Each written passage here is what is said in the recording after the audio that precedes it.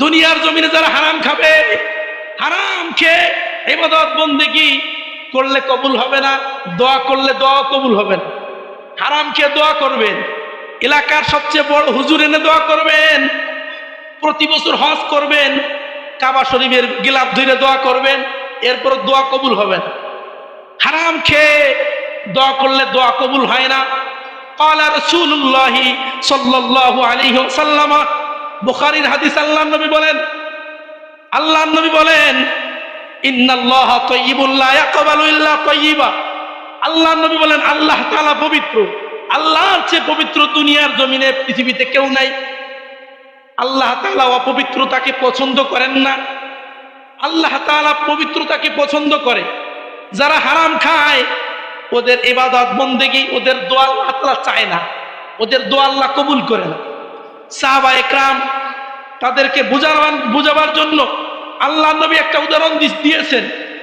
আল্লাহর নবী সাহাবীদের বলতেছেন, ও প্রাণের সাহাবীরা, উদাহরণস্বরূপ দেখো, একটা লোক, একজন গ্রাম্য ব্যক্তি মরুভূমি এলাকা থেকে এই কাবা শরীফের গিলাফ ধরে দোয়া করতেছে, ইয়া রব্বি ইয়া রব্বি, আয় রব্বে কারিম, আমি একজন গ্রাম্য মানুষ, গ্রাম থেকে শত শত মাইল অতিক্রম করে, মরুভূমি এলাকা অতিক্রম করে আপনার ঘর এই কাবা শরীফের গিলাফ ধরে দোয়া করতেছে, আল্লাহ আপনি আমার দোয়া কবুল করেন। এইভাবে যখন কোনো বান্দা দোয়া করে, তখন ফেরেশতারা আল্লাহ তাআলার কাছে যে বলে, রব্বে কারিম, আপনি কি দেখেন না আপনার প্রিয় বান্দা আপনার কাছে দোয়া করতেছে, আয় রব্বে কারিম, আপনি কি দেখেন না? আল্লাহ পাক রব্বুল আলামিন ওই ফেরেশতাকে একটা ধমক দিয়ে বলে, এই বেটা, আমার বান্দা দোয়া করতেছে, আমি দেখি কিনা তা তোমার কি? আমার বান্দা দোয়া করে এটা আমি দেখি না, তুমি দেখো আমি দেখি না? তোমার বেশি মায়া, আমার চেয়ে বেশি মায়া, আমার চেয়ে মায়া তোমার কি বেশি? আমার বান্দা আমার কাছে দোয়া করতেছে, তুমি যেরকম দেখো ওর চেয়ে বহু কোটি গুণ বেশি আমি দেখি, কিন্তু আমার এই বান্দার দোয়া আমি কবুল করব না। কেন? কয় মাতামুহু হারাম, ওর খাবার হারাম, ওয়া মাশরাবুহু হারাম, ওর পানিও হারাম, ওয়া মালবাসুহু হারাম, ওর মাথা থেকে নিয়ে পা পর্যন্ত যত পোশাক আছে সব হারাম, ওয়া গুজিয়া বিল হারাম, ওর খাবার হারাম, এক কথায় ওর গোটা জীবন হারাম, হারাম দিয়ে লালিত পালিত হয়েছে তার দেহটা।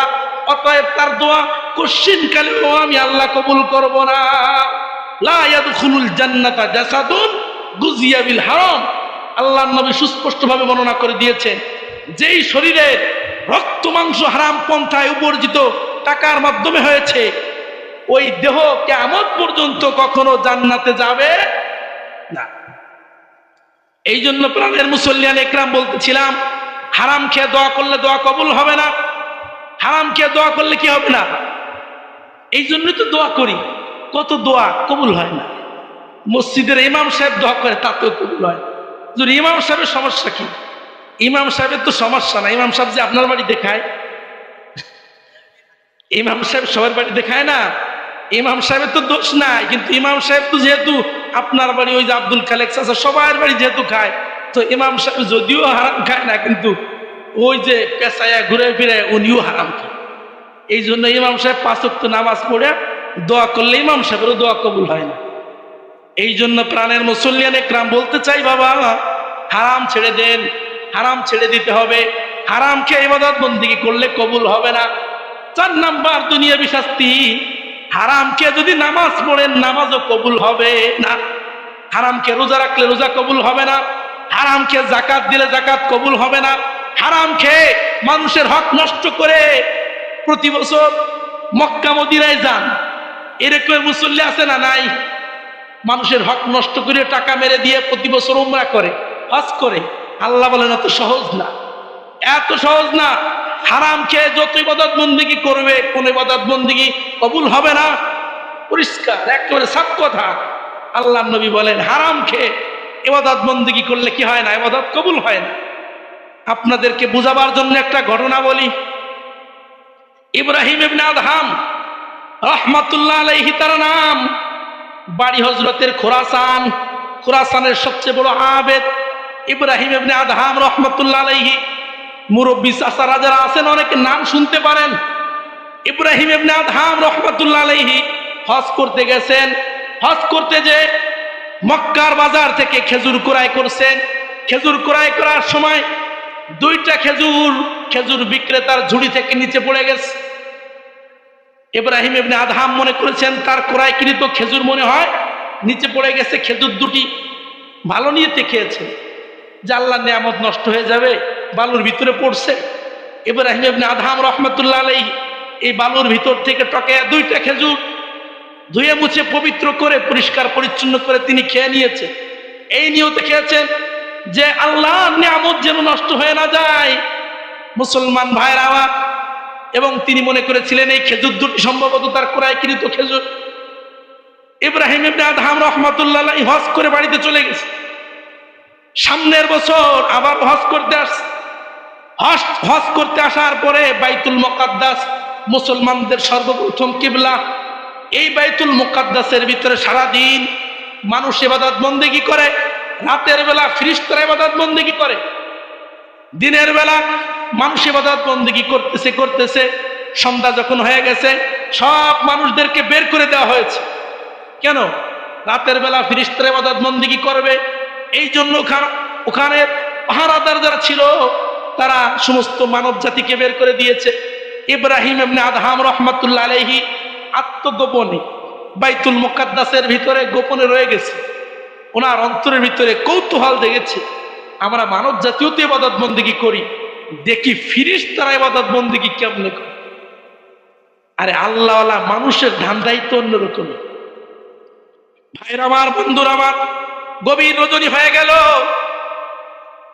ফেরেশতারা আলোচনা শুরু করে দিয়েছে। এই মসজিদের ভিতরে মানব জাতি আছে, ওই মানব জাতির নাম হলো ইব্রাহিম ইবনে আদহাম। এবার ফেরেশতারা বলতেছে, এই ইব্রাহিম ইবনে আদহাম 1 বছর পর্যন্ত যত ইবাদত বন্দেগি করেছে তার কোনো ইবাদত বন্দেগি কবুল হয় না। আর একজন ফেরেশতা বলতেছে, কি অপরাধ ছিল তার? ওই ফেরেশতা বলতেছে, ইব্রাহিম ইবনে আদহাম গত বছর হজ করতে এসে ওই মক্কার বাজার থেকে এক ব্যক্তির কাছ থেকে খেজুর ক্রয় করেছিল। 2টা খেজুর জমিনে পড়ে গিয়েছিল। এই 2টা খেজুর ছিল খেজুর বিক্রেতার খেজুর। ইব্রাহিম ইবনে আদহাম না জেনে 2টা খেজুর খাওয়ার কারণে আল্লাহ পাক রব্বুল আলামিন তার 1 বছরের ইবাদত বন্দেগি আল্লাহ তাআলা কবুল করেন না, আসমানে ঝুলন্ত অবস্থায় রেখে দিয়েছে। চিল্লায় বলেন নাউজুবিল্লাহ। ইব্রাহিম ইবনে আদহাম আশ্চর্য হয়ে গেছে, কিরে ব্যাপার, 2টা খেজুরের কারণে আমার 1 বছরের ইবাদত বন্দেগি কবুল হয়নি। ভাইরা আমার, বন্ধুরা আমার, ইব্রাহিম ইবনে আদহাম দ্রুত গতিতে ওই মক্কার বাজারে যে হাজির, দেখতেছেন গত বছর যার কাছ থেকে খেজুর ক্রয় করেছিলেন তিনি আর নাই। জিজ্ঞাসা করা হয়েছে, এই দোকান থেকে আমি গত বছর খেজুর ক্রয় করেছিলাম, এখানে খেজুর বিক্রেতাকে? একটা যুবক বলতেছে, হুজুর গত বছর এখানে যিনি দাঁড়িয়ে খেজুর বিক্রি করেছিলেন তিনি ছিলেন আমার বাবা, তিনি ইন্তেকাল করেছেন, আমি তার ছেলে, বলেন কি সমস্যা? ইব্রাহিম ইবনে আদহাম ওই যুবকের পাও ধরে মাপ চাচ্ছে, যুবক তুমি ক্ষমা করে দাও, গত বছর তোমার বাবার কাছ থেকে খেজুর ক্রয় করার সময় 2টা খেজুর ঝুড়ি থেকে পড়ে গিয়েছিল। ওই 2টা ছিল তোমার বাবার খেজুর, আমি মনে করেছিলাম আমার ক্রয়কৃত খেজুর। ওই 2টা খেজুর খাওয়ার কারণে 1 বছর পর্যন্ত আমার মালিক আমার একটা ইবাদত বন্দেগিকে কবুল করে না। নাউজুবিল্লাহ। অতএব যুবক, তোমার পায়ে ধরে ক্ষমা চাই, তুমি আমারে মাফ করে দাও, অন্যথায় আমার জীবনেও আমার ইবাদত বন্দেগি কবুল হবে না। যুবক বলতেছে, হুজুর আমি তো ক্ষমা করে দিতে পারি, আমার মা আছে, আমার বোন আছে, আমার ভাই আছে, তাদের কাছ থেকে আপনি কেমনে ক্ষমা নিবেন? ইব্রাহিম ইবনে আদহাম রাহমাতুল্লাহ আলাইহি ওই যুবকে মায়ের কাছে গিয়েছেন, ভাইয়ের কাছে গিয়েছেন, বোনের কাছে গিয়েছেন, সকলের কাছ থেকে পায়ে ধরে ক্ষমা নিয়ে আসছে। সুবহানাল্লাহ। মুসলমান ভাইয়ের আমার, অথচ আমরা এরকমের হাজার হাজার মানুষের হক নষ্ট করে হাজি সাহেব হয়ে বসে আছি। খোঁজ নিয়ে দেখেন, অবশ্য আপনাদের এলাকায় তো ওই রকমের নাই, এই জন্য আমাদের এলাকার কথা বলতেছি। আমাদের এলাকায় এরকমের হাজার হাজার হাজি আছে বাজান, সারা জীবন মানুষের হক নষ্ট করছে, সারা জীবন মানুষের হক নষ্ট করতে করতে ওই টাকা দিয়ে এখন প্রতি বছর হজ করে। ও মুসলমান, এই হজ জীবনও কবুল হবে না, এই ইবাদত বন্দেগী জীবনও কবুল হবে না, ইব্রাহিম ইবনে আদহাম রহমাতুল্লাহ আলাইহি, ইব্রাহিম ইবনে আদহাম রহমাতুল্লাহ আলাইহি ওই বাইতুল মুকাদ্দাসের ভিতরে আবার ঢুকছে গভীর রজনীতে। এবার ফেরেশতারা বলতেছে ইব্রাহিম ইবনে আদহাম রহমাতুল্লাহ আলাইহি যার 1 বছরের নেক আমল আল্লাহ তাআলা ঝুলন্ত রেখেছিলেন, কবুল করেন নাই, তিনি মাপ দেওয়ার কারণে আল্লাহ তাআলা তার পিছনের 1 বছরের নেক আমলকে কবুল করে নিয়েছেন। চিল্লায় বলেন সুবহানাল্লাহ। ও যুবক ভাইরা, বৃদ্ধ বাবাজিরা, আপনাদেরকে অনুরোধ করে বলে যাই, যদি জীবনে হারাম খেয়ে থাকেন, যদি কারো হক নষ্ট করে থাকেন, তার পায়ে ধরে ক্ষমা চান, আল্লাহর কাছে ক্ষমা চাইলে কাজ হবে না। বাজান, হক 2 প্রকার, হকুল ইবাদ, বান্দার হক, দ্বিতীয় নাম্বার হকুল্লাহ, আল্লাহর হক। আল্লাহ বলেন বান্দারে আমি আমার হক ক্ষমা করে দিতে পারি, তুমি নামাজ পড়ো না আমি মাফ করে দিতে পারি, রোজা রাখো না আমি মাফ করে দিতে পারি, যাকাত দাও না আমি মাফ করে দিতে পারি, হজ করো না আমি মাফ করে দিতে পারি। কিন্তু আরেকজনের হক নষ্ট করেছো, আরেকজনের সম্পত্তি জোর করে দখল করে খাচ্ছ, আল্লাহ বলেন কিয়ামত পর্যন্ত তুমি মক্কা মদিনার ইমামও যদি হও, তোমার ইবাদত বন্দেগী আমি আল্লাহ কবুল করব না। এই জন্য মুসল্লিয়ানে کرام, যদি কারো হক নষ্ট করে থাকি তাহলে তার কাছে কি করতে হবে? মাপ চাইতে হবে। বান্দার হক নষ্ট করলে বান্দার কাছে ক্ষমা না চাইলে কশিন কালেও ক্ষমা হবে না। ভাইরা আমার, বন্ধুরা আমার, এই জন্য আমার আল্লাহ তাআলা বলেন ইয়া আইয়ুহাল্লাযীনা আমানু লা তাকুলু আমওয়ালাকুম বাইনাকুম বিল বাতিল। আল্লাহ বলেন হে ঈমানদারের দল, শুধু ঈমানদারের সাইনবোর্ড লাগায় বসে থাকলে হবে না, তোমরা কখনো হারাম খেতে পারবা না, অন্যের হক কখনো নষ্ট করতে পারবা না, অন্যের হক নষ্ট করা যাবে না। আল্লাহ তাআলা বলেন ইল্লা আন তাকুনা তিজারাতান আন তারাযিম মিনকুম। আল্লাহ বলেন বান্দারে তুমি হারাম ছেড়ে দাও, প্রয়োজনে তুমি ব্যবসা বাণিজ্য ধরো। এই আয়াতের ভিতরে আল্লাহ তাআলা ব্যবসা বাণিজ্যের গুরুত্ব তুলে ধরেছেন। মুসলমান ভাইরা আমার, এই বর্তমান যুবক সমাজ যারা আছে, ভাই যুবক ভাই, তোমাদেরকে বলছি এই গোলামির জিনজিরা থেকে বের হয়ে আসতে হবে। বর্তমান যুবকদের চাহিদা হলো হুজুর দোয়া করবেন, সরকারি চাকরি। কি চাকরি? আরে চাকরি, এটা কি ভালো জিনিস? আরে এটা কি ভালো পেশা? চাকর থেকে চাকুরি, চাকর থেকে চাকুরি।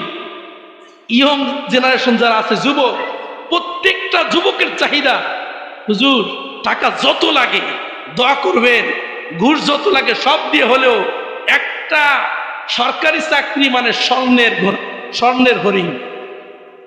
অনেক জায়গায় এমনও হয় বাজান, সরকারি চাকরি ছাড়া মেয়েও বিয়ে দিতে চায় না। এই রকমের কিছু মুরব্বীও আছে, কিছু চাচা জানেরা এরকমের আছে।